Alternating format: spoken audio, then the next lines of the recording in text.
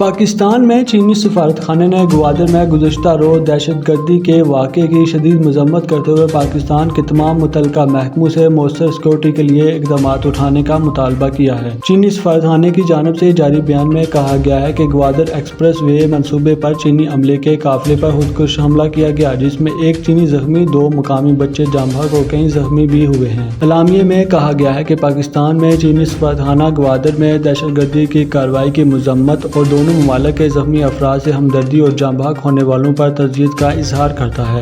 اعلامیے میں مزید کہا گیا ہے کہ پاکستان سے مطالبہ کرتے ہیں کہ زخمیوں کو مکمل طبی امداد دی جائے اور پاکستان خودکش دھماکے کی مکمل تحقیقات کر کے مجرموں کو سخت سزا دے۔